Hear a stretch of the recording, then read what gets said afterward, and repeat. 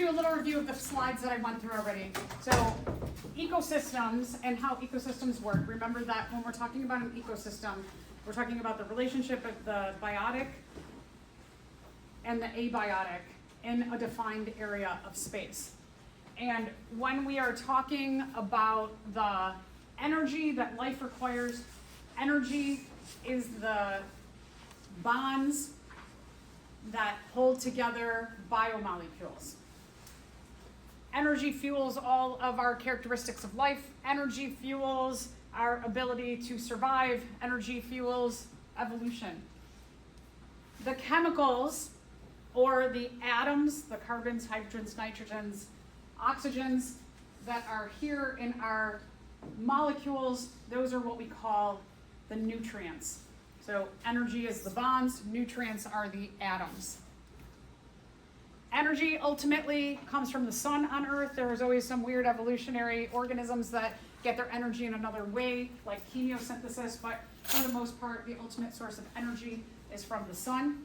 Energy from the sun is renewable because we turn away and we come back toward the sun, and the sun keeps shining. Energy, we will talk about how energy, we only have so much that is produced, and then it dissipates, and then you have to make new energy. Whereas nutrients, the chemicals, all of those atoms there in that basic amino acid, those are recycled. And they are recycled in a variety of ways, just the act of us breathing in and breathing out. We recycle the oxygen that we breathe in by breathing out carbon dioxide. The carbon dioxide goes back to our autotrophs, our producers, or plants, algae, and cyanobacteria. And then they convert that through photosynthesis back into the oxygen that we breathe again.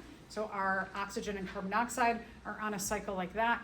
Many of our nutrients are recycled through decomposers and detritivores in our ecosystems.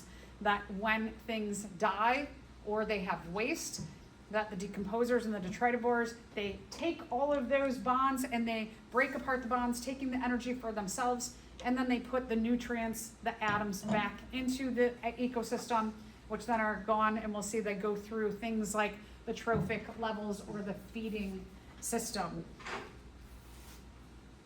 So energy only moves one way through an ecosystem. Energy cannot be created nor destroyed, but it can be changed from one form into another. That is the first law of thermodynamics. And the second law of thermodynamics says that there is a big cost to the transfer or conversion of energy. That every time energy is converted from the energy of sunlight into the energy of glucose, into the energy of all of our food, that with every conversion, a lot of that energy that is captured is lost as heat. Nutrients never leave the system. Nutrients, they're recycled. So we have to, because of the second law of thermodynamics, that energy goes down, down, down, down, down, it needs to constantly be replaced. And the majority of organisms on our Earth that do that for us are the autotrophs, photosynthesizers, or producers. And then nutrients are used and recycled and used and recycled. Okay, so energy, as I said, it ultimately comes from the sun. The process which brings energy into our ecosystems mainly is photosynthesis. Photosynthesis takes sunlight, carbon dioxide, and water and converts that into oxygen. And then I know the overall equation for photosynthesis is that oxygen and glucose are made, but that glucose goes into a variety of metabolic pathways within your producers, your autotrophs, your plants, algae, cyanobacteria, and they end up making all of our different food sources. So when we're talking about photosynthesis, making glucose, glucose is a placeholder for all of our food sources.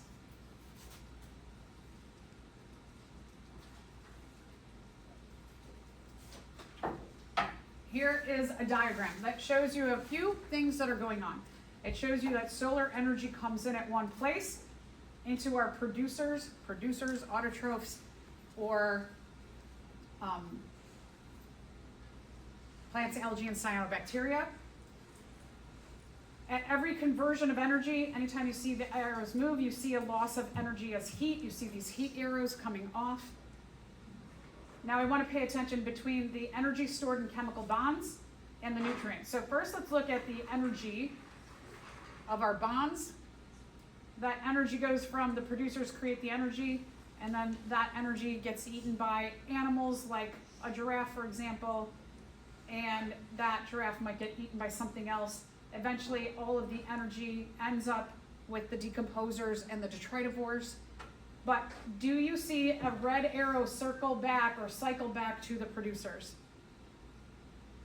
There is no, from the detritivores and decomposers, there is no arrow that goes back to the producers. So that means that energy goes down, down, down, down, and is utilized, and it is gone. It is not recycled. But now let's take a look at our blue arrows, or the nutrients. And in our nutrients, you can see that from the producers, and remember we're talking about the carbons, the hydrogens, nitrogens, all the atoms, that those atoms are passed to and through the ecosystem, and whatever is left over in terms of those atoms are recycled and they are brought back to the producers. So the blue arrows, the nutrients are recycled because they go round and round and round, but the energy only goes one way and then it's gone. It needs to be renewed into the ecosystem. All right, so producers. Producers are organisms that produce their own energy, mainly, as I said, through the process of photosynthesis on the earth. Sugar is the main product, but then that sugar goes into many metabolic pathways to produce tomatoes and cucumbers and other fruits and vegetables and nuts and seeds and grains and oils, and then those get eaten by animals, and then animals get eaten by other animals. And so that sugar that is produced in photosynthesis is just a placeholder for all of the food. The process of photosynthesis, energy from the sun, carbon dioxide and water go through the process of photosynthesis to make the major products, which are oxygen, and then especially that sugar, which is, again, a placeholder for all the food that the photosynthesizers, producers make. These are our three groups of producers on the earth, the three major groups: the plants, the algae, and the cyanobacteria. If you remember when we talked about protists, that algae are a protist, and that the diatom algae in the ocean, they make the majority of our oxygen through photosynthesis, which also means they produce the majority of the energy on the earth. If you are a consumer in an ecosystem, you have to consume your energy from some source other than your own cells.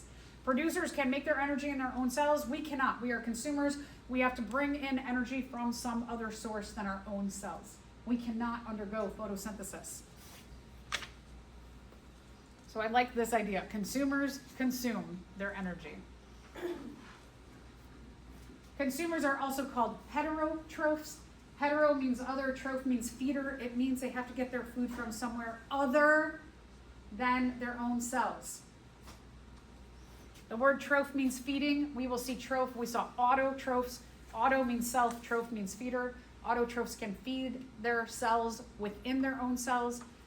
Heterotrophs have to get their energy from some other source to feed their cells. We are also going to see that energy and nutrients are passed through the trophic or feeding levels. Primary productivity in an ecosystem, the amount of energy that can be brought into an ecosystem by the producers.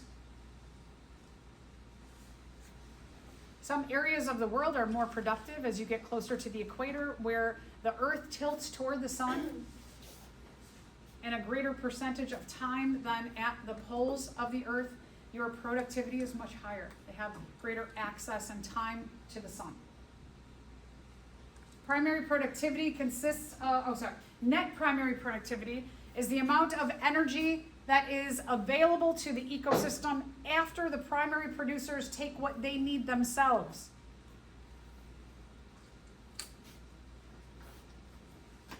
So let's think about this. A tomato plant. If you grew tomatoes this summer, the tomato is going to use energy from the sun and carbon dioxide and water, and it's going to grow the plant itself. Halfway through the summer, it starts producing the food. The net primary productivity goes toward making the plant itself. The rest of the productivity goes through the food that is available. So the tomato plant has to take a bunch of the food for itself, and whatever it makes available, that's the net primary productivity. Whatever is left over after it feeds itself. primary productivity depends on how much nutrients are available. If you live at the poles where it's really, really cold, nutrients can be frozen and they are not available. So your productivity in terms of your nutrients, it goes down. How much sun, right? At the poles, we're tilted away from the sun. At the poles, water is frozen. Again, another thing that is just not available. The temperature. Molecules move slower when it's cold and move faster when it's warm. And so when you have a maximum amount of all of these, you have a good situation, you're going to have a highly productive ecosystem. So that's why we can see here on this illustration, if we take a look at the tundra, where it would be at the poles of the earth and very, very cold, you could see whatever this number is, it's just a really low number. In comparison to something like a rainforest, which is at the equator, where you have warm temperatures, lots of sunlight, you have lots of nutrients available because it's warm and because there's a lot of sun and there's a lot of water availability there. It's warm, so water can cycle really easily. So you can see the big difference in productivity is something that is highly productive, has a lot of those 4 characteristics, and a low productive ecosystem does not have the same access. Okay, so energy flows through what we call trophic feeding levels. We often look at this in terms of a pyramid of energy.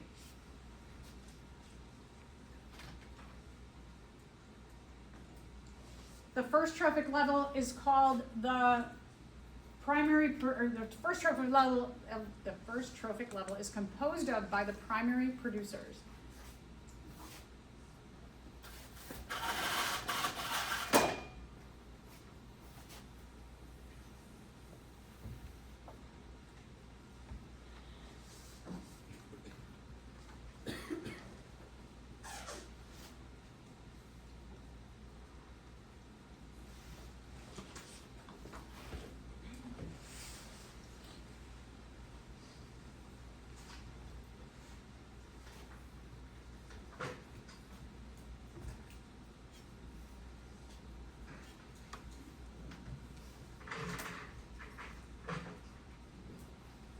So our first trophic level is made up of primary producers or autotrophs. Plants, algae, cyanobacteria.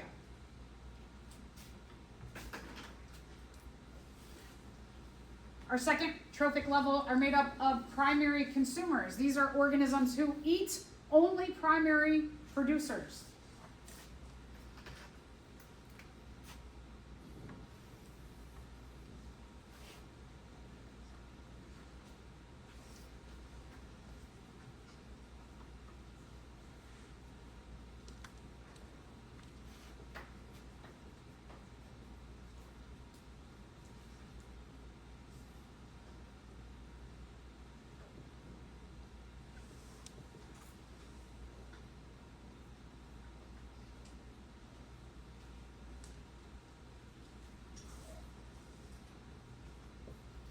What we would call them in an ecosystem is we would call them herbivores. In our everyday colloquial terms, we would call them a vegetarian or a vegan.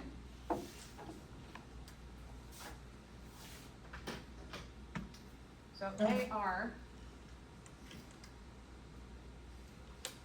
getting their energy from that primary producer level.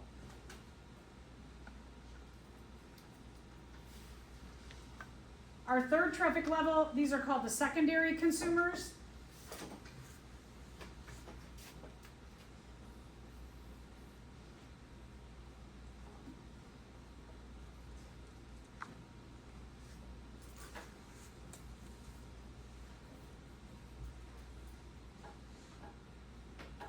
They're heterotrophs again. They get their energy from somewhere other than their own cells. These would be considered omnivores. Maybe carnivores.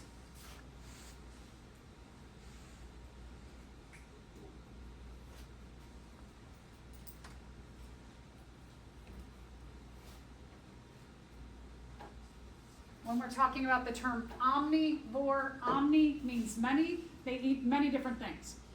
So when we're looking at where the secondary consumers get their energy from, they are getting their energy from the primary consumers, but they are also getting energy from the primary producers.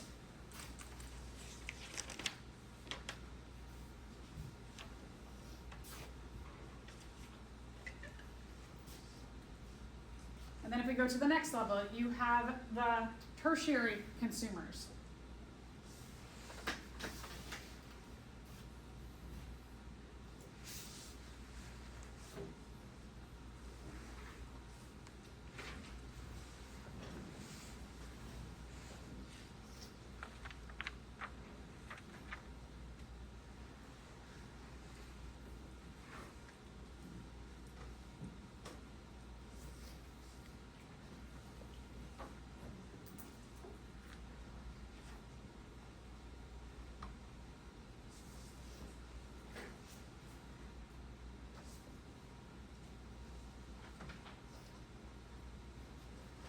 We could even go one step higher and we could say there are quaternary consumers. What you are seeing at these higher levels is you are seeing omnivores. They're eating a variety of organisms, as well as primary producers.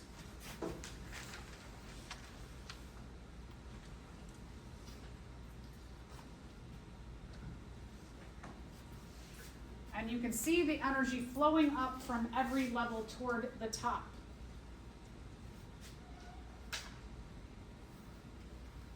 Our top level carnivores we often call apex predators.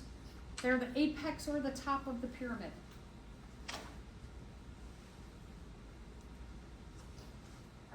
So here you have an example that is showing you what I just kind of wrote on the board with pictures. One of the things that I want you to notice on both my diagram here and all the diagrams that we are seeing, that the arrows point to where the energy flows. Make sure you remember this. This is really key in understanding in terms of the flow of energy.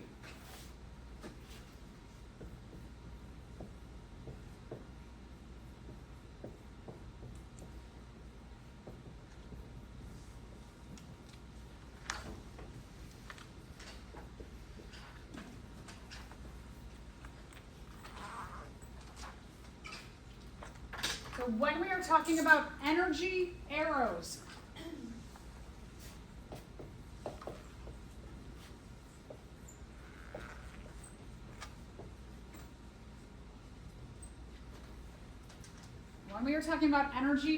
remember that the arrows point to where the energy flows.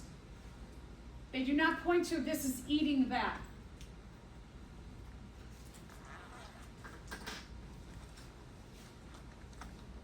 Just here, what you can see is the energy flowing from the producers here is flowing to the rabbits. The energy from the rabbits is flowing to the snakes. Energy from the snakes is flowing to that hawk. You can see and hear every step of the way, energy also gets lost as heat.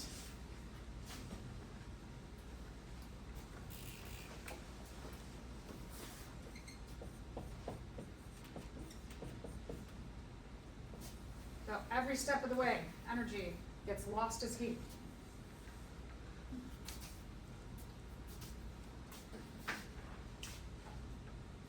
So if a wolf eats a rodent that ate a smaller insect, that ate a plant, the wolf would be which one? Would it be an autotroph, a primary producer, a primary consumer, a secondary consumer, or a tertiary consumer? So if we go back here, what did we just say? We have a wolf that ate a rodent and an insect that ate a plant. Plant, insect, rodent, wolf. So our wolf, we can trace back each level to our wolves would be our tertiary consumers.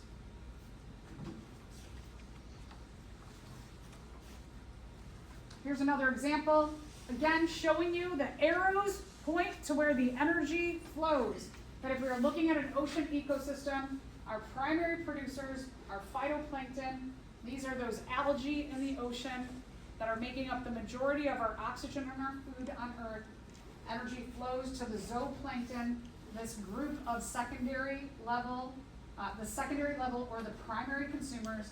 Energy from them flows to larger fish, and energy from them flows to larger fish like sharks. So energy flow. A lot of times when we're taking a look at just simple illustrations like the last one that you just saw, the one with the ocean looked pretty good because it does include at least some omnivores, but a lot of times what happens is that you see illustrations like this one where it's like the leaf gets eaten by that caterpillar gets eaten by that bird, and that bird gets eaten by that hawk. Do each of these only eat the things pictured here? This is what we call a food chain. Food chains give you an idea of these levels, but do not state the complexity of all the different kinds of foods that organisms are eating. Most organisms eat a wide variety of other organisms. So this is more descriptive of an ecosystem that you can see here. For example, if we take a look at this mouse right here in the middle, this rodent, that the energy from that rodent could flow to a wide variety of consumers. A badger, a hawk, a snake, a wolf. Oh, not a hawk, that's an owl. Sorry, owl, hawk up there. So that we know that this kind of organism gets eaten by a lot of different organisms. And there is a lot of overlap between what organisms are eating, that not everybody eats one thing in an ecosystem, but everybody's usually eating a wide variety of things. Again, make sure on this illustration that you remember the arrows, when we're talking about energy arrows, the arrows point to where the energy flows. Remember that. You know I like diagrams on our exams, so make sure you remember when we're talking about energy that the arrows point to where the energy flows. So, now, what happens when all of these die? When all of these die, the energy that is left in their bodies, or when they have waste, that is going to be taken in by two large groups called the decomposers and the detritivores.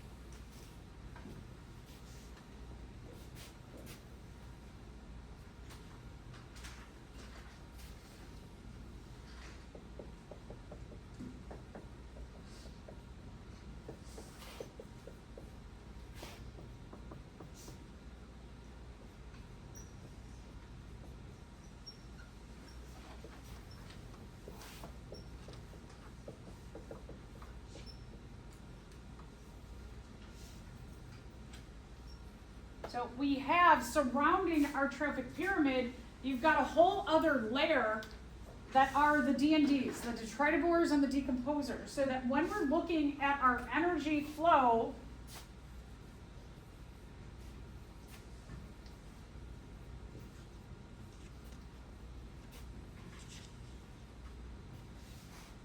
that our energy is going to flow from our pyramid to those D&Ds also. The D&Ds are going to get those last bits of bonds out of the waste and the dead things. And then they are going to take what's left over. When they break apart all those bonds, they're going to take all of those atoms and they're going to put them back into the air or into the soil. And then those atoms are going to be used to make new energy so that new food can be made and this cycle can start again.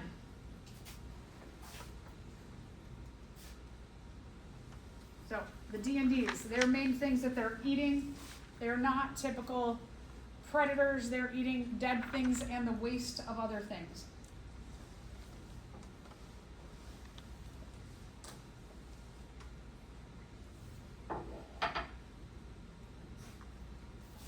We have a lot of examples, like in our area, the turkey vultures that circle all around our area. They're picking up any dead things that they find. Worms, a lot of different kinds of worms, a lot of different kinds of insects, millipedes, centipedes. Those are our main groups. Bacteria and viruses as well. So our two main groups when we're talking about the decomposers are the bacteria and the fungi. Did I say viruses? Fungi, sorry. Mainly bacteria and fungi.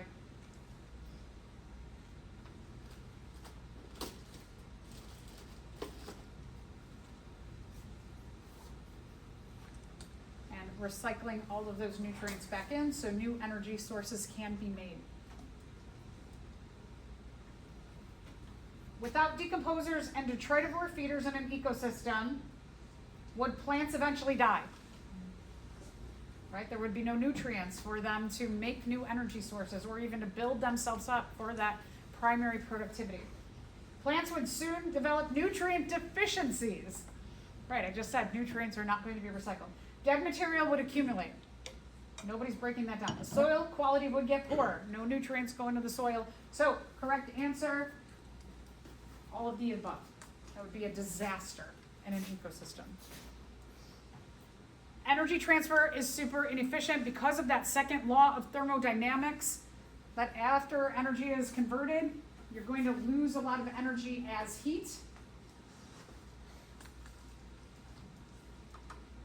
Other reasons why energy transfer is inefficient. Plants, they use that, remember, primary productivity to net primary productivity. They're not putting all of the energy they capture into the ecosystem. They have to build their own bodies first. As a strategy for deterring predators, they have cellulose in their bodies so that their whole bodies cannot be eaten, so that they can continue to produce food. And in terms of arrows, this is maybe a little bit closer, but the heat arrows are enormous. Much, much bigger than here, or there, or there, or there. The heat arrows are huge in terms of the loss of energy. That we often think that energy is cycled through here, or through here, but the majority of energy is actually these heat arrows here. Okay, so how inefficient? On about average, energy transfer is only about 10% efficient. It is 90% inefficient approximately. So at every step, about 90% of the energy that is gained is lost. That's why this level here, there's so many producers in an ecosystem. If something happens to the producers in the ecosystems, they are a keystone species to an ecosystem. That if things happen with your producers, it's going to affect the community at large. So we call this a 10% law. Here you can get an idea is that, let's say the primary producers, right, they bring in 100%, they have to take a bunch for themselves, some of it's tied up in cellulose, they only pass on 10% to the primary consumers. Of this original 100%, secondary consumers only really get 1% of that original 100%. And if we go all the way up to our quaternary producers, quaternary consumers, those apex predators, they're only getting 0.01% of the original 100 that's brought in by the producers. This also just gives you a visual of an idea. If the producers are bringing in this amount of energy, it gets less and less, and it only gets to be a very, very small fraction up there at those higher consumption levels. So, energy pyramids, that's why our plants, algae, cyanobacteria, that's why your producers are way more abundant than anything else.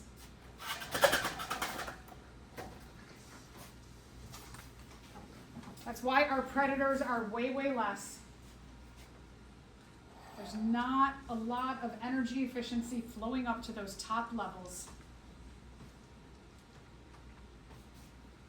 And then let's take into the reality of what happens in terms of human actions and their effect on other species. Is that in addition to this inefficiency of energy transfer, we also produce toxic substances into our environment. And this process of the introduction of toxic substances and their cycling through an ecosystem is called biological magnification or biological amplification.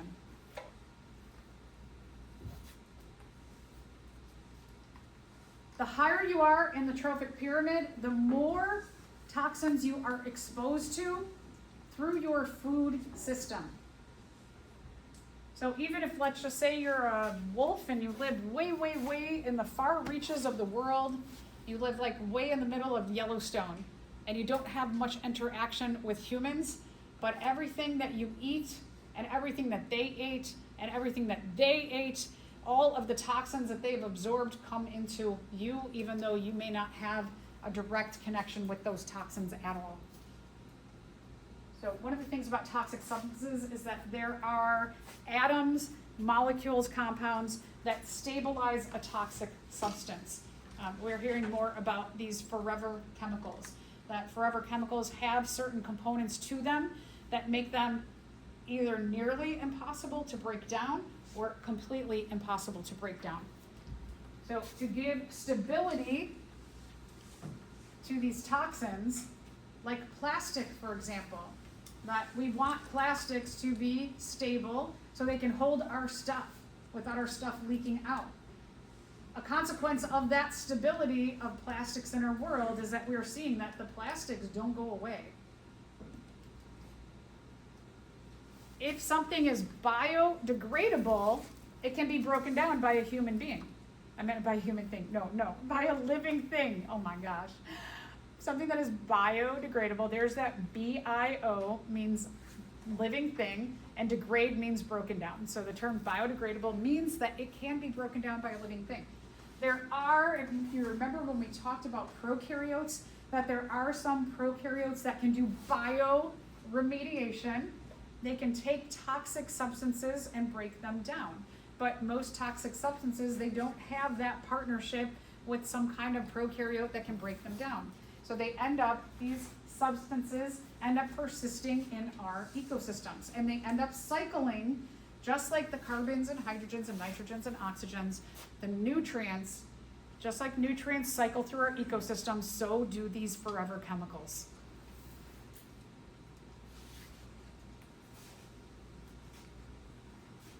These chemicals get stored often in fat, in the different levels of our trophic pyramid, so that when a consumer eats a producer or a consumer eats a consumer, they are going to get those chemicals that have been stored in the bodies of what they ate.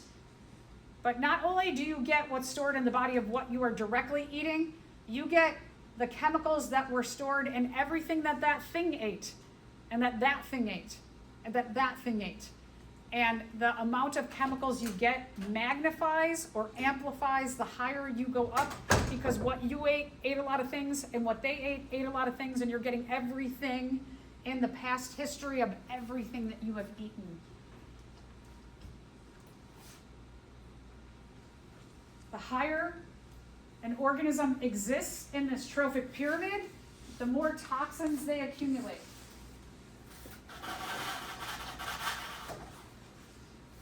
Because look at all these arrows. If you are up here, are there a lot of arrows that are tracing all the way to the top? If you are here, you're only getting the toxins of this level here. This gives you another idea. Let's say that there's toxins in a water source. And the plankton, the primary producers then, based on doing the process of photosynthesis and living their lives, they accumulate this amount of toxin in their bodies.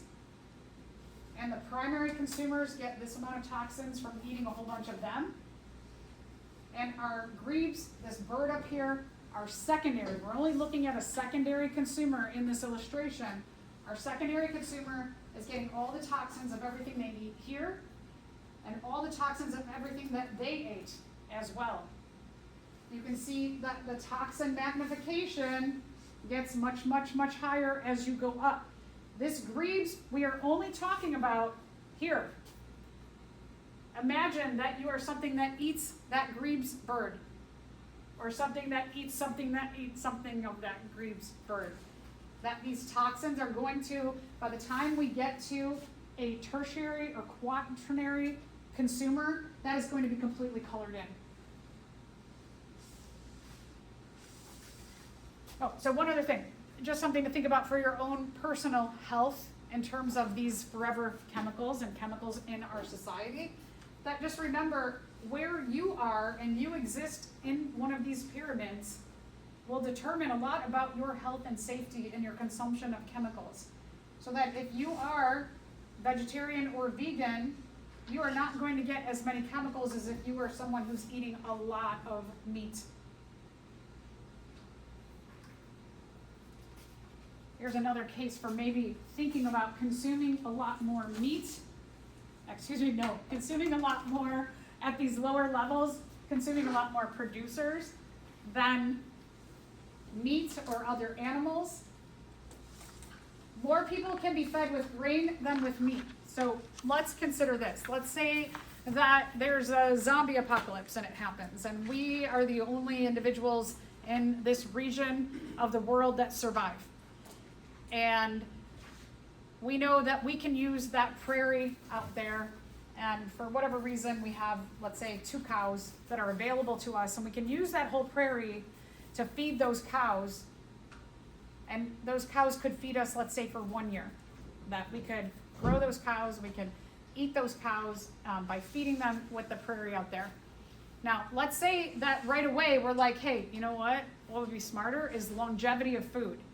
Once we kill those cows, that's it, right? We have no more food from the cows. But if we use that prairie and we start to plant a whole huge variety and diversity of food sources, we can grow them, get their seeds, plant the seeds, have another round of food, grow them, eat their food, get their seeds, grow another round, and we could have a kind of infinite amount of food as long as we are taking care of their seeds. And so that prairie could feed us for, let's say, 30 years until we die. But the cows can only feed us for a very limited amount of time. That the cows are using a huge amount of space that we could be growing tons and tons and tons more food. So just a couple things to think about for your own health is that eating down here will be healthier for you. For biomagnification, eating down here also you can get a lot more food. If everybody on the earth ate lower in that trophic pyramid, there'd be a lot more food available.